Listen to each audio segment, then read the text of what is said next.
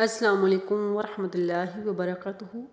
ربی اشرح لی صدری ویسر لی امری واحلل عقدۃ من لسانی یفقہوا قولی۔ ربی زدنی علما، ربی زدنی علما، ربی زدنی علما۔ میں ہوں آسیہ، اسلامی داسیہ چینل میں خوش آمدید کہتی ہوں۔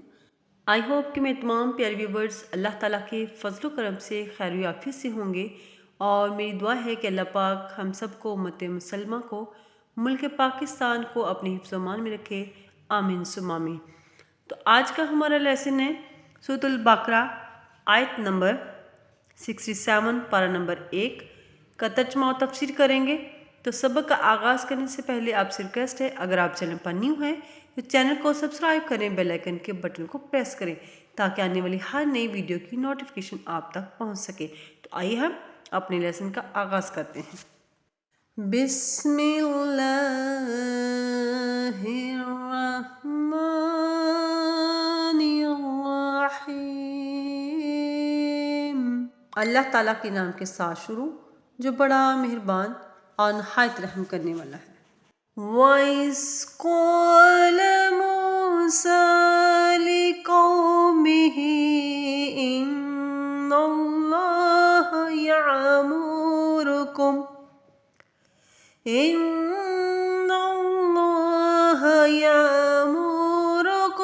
أَن تَذْبَحُوا بَقَرَةً قَالُوا أَتَتَّخِذُونَا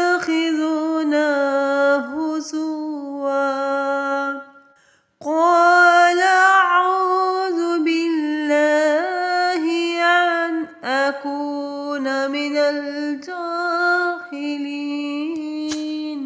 وَإِذْ اور جب کہ، قَالَ فرمایا، موسیٰ نے، لِقَوْمِهِ اپنی قوم سے، اِنَّ اللَّهَ بے شک اللہ تعالیٰ، یَأْمُرُکُم حکم فرماتا ہے تم کو، ان کہ تذبحوا ذبح کرو، بقرۃ ایک گائے۔ قالوا تو انہوں نے کہا، اتتخذونا کیا بناتے ہیں ہم کو، ہزوا مسخرہ یعنی کہ تم ہمارا مسخرہ مذاق اڑاتے ہو۔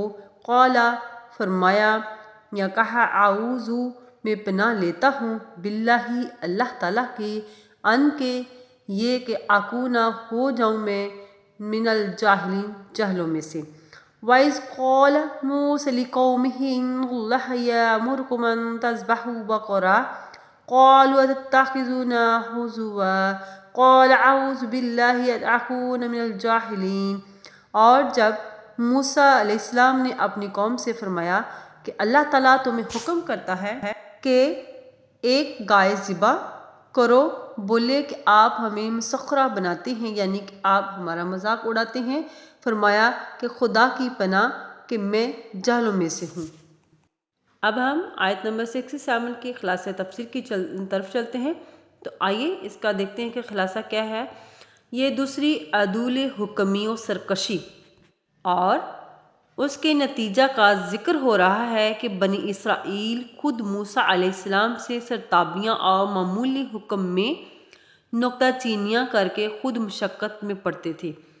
اے اسرائیلیو، اپنے باپ دادوں کا وہ قصہ یاد کر لو جب کہ وہ ایک قتل کا مقدمہ لے کر موسیٰ علیہ السلام کے پاس آئے تھے اور چاہتے تھے کہ قتل کا پتہ لگ جائے۔ موسیٰ علیہ السلام نے خود نہ بتایا بلکہ ایک تدبیر پیش کر دی، کیونکہ اگر وہ خود قاتل کا پتہ دے دیتے تو یہ بے باک قوم ان کی طرفداری کا بہتان دے دیتی۔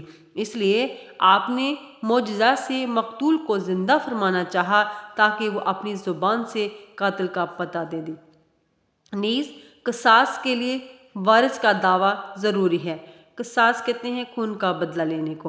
آپ نے چاہا کہ مقتول خود زندہ ہو کر مدعی بنے تاکہ قاتل سے قصاص لیا جا سکے، چونکہ بیل اور گائے کو زمین کے آباد کرنے اور درختوں کے لیے جوتنے، بونے اور پانی دینے میں بہت دخل ہے، اس لیے یہاں گائے کا انتخاب ہوا، اگرچہ یہ بھی ممکن تھا کہ زندہ گائے مقتول کے جسم سے لگا کر اس کو زندہ کر دیا جاتا، مگر یہاں تو عجیب معجزہ دکھانا منظور تھا کہ مردہ گائے مردہ کو زندہ کرے، اس لیے یہ تجویز ہونی چاہیے تو یہ تھا کہ یہ لوگ حکم پاتے ہی کوئی سی بھی گائے ذبح کر ڈالتے اور تعمیل ارشاد میں دیر نہ لگاتے، جس سے نہایت آسانی سے چھوٹ جاتے اور مقدمہ اتنا طول نہ پکڑتا، مگر انہوں نے کج بحثی کر کے خود اپنے پر بہت سی پابندیاں لگا لیں۔ ابراہیم علیہ السلام نے اپنے فرزند اسماعیل علیہ السلام سے کہا تھا کہ میں نے خواب میں تم کو ذبح کرتے ہوئے دیکھا ہے۔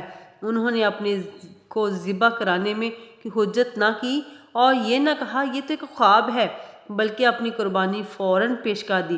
لیکن ان بیوقوفوں نے ایک گائے ذبح کرنے کے لیے اپنے پیغمبر سے اتنی حجت کی کہ کہہ دیا کہ آپ ہم کو مسخرہ بنا کر دل لگی کر رہے ہیں، آپ ہمارے ساتھ مذاق کر رہے ہیں، جس پر موسیٰ علیہ السلام نے ہمارے واسطے سے اپنی برات ظاہر کی کہ دل لگی کرنا جہلہ کا کام ہے، میں پیغمبر ہوں۔ اسی آیت کے حوالے سے ایک گائے کا قصہ ہے جو اب آگے میں بیان کر رہی ہوں۔ بنی اسرائیل میں ایک نیک شخص تھا جس کا ایک چھوٹا سا بیٹا تھا۔ اس نے ایک بچیا بڑی محبت سے پالی تھی۔ جب اس کی موت کا وقت قریب آیا تو بچڑی لے کر جنگل میں پہنچا اور دعا کی کہ اے مولا، یہ گائے تیرے سپرد کرتا ہوں، جب میرا بیٹا جوان ہو تو اس کو لے لے۔ یہ تو مر گیا، مگر اس کی گائے جنگل میں اور اس کا بیٹا ماں کے پاس پرورش پاتا رہا۔ اللہ اکبر! یہ لڑکا نہایت سعادت مند اور فرمانبردار تھا۔ ایک روز اس کی والدہ نے کہا کہ تیرے باپ نے فلاں جنگل میں خدا کے نام پر ایک بچڑی چھوڑی ہے جو کہ اب جوان ہو گئی ہوگی، اس میں فلاں فلاں علامتیں ہیں، تو جا اور اس کو پکڑ کر لے آ۔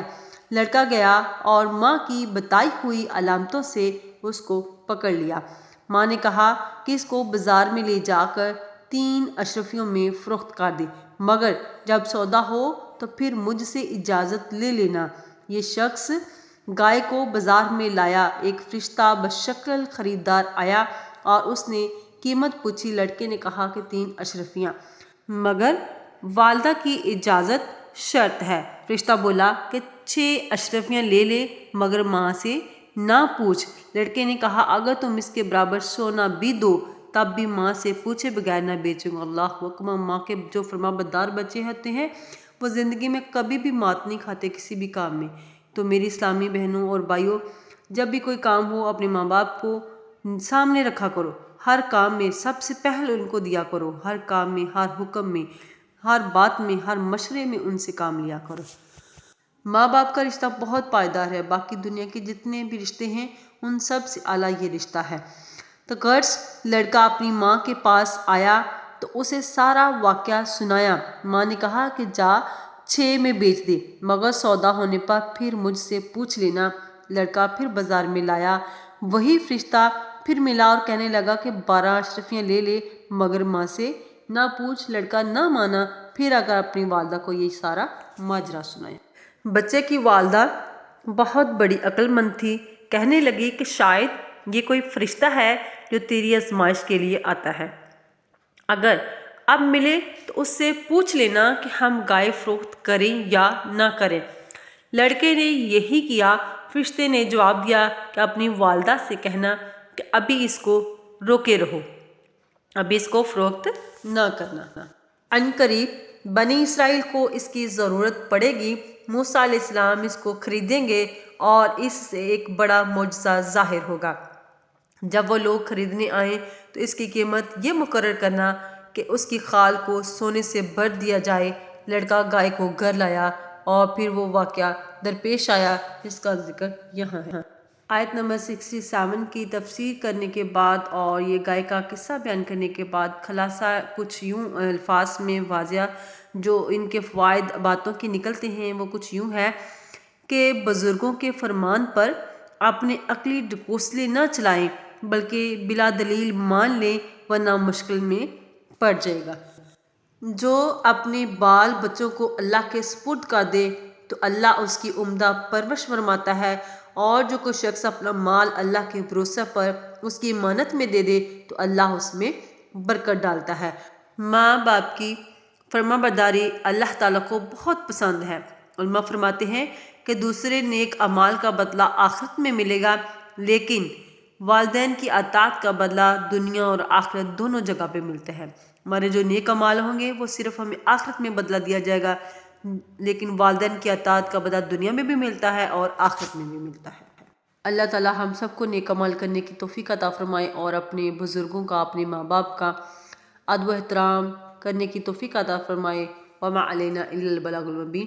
آج کی ویڈیو آئی ہوپ کہ آپ کو بہت اچھی لگی ہوگی۔ اگر آج کی ویڈیو آپ کو اچھی لگی ہے لائک اور شیئر ضرور کیجیے گا، ایک اچھا سا کمنٹ بھی کیجیے گا تاکہ حوصلہ افزائی ہو سکے۔ السلام علیکم ورحمۃ اللہ وبرکاتہ۔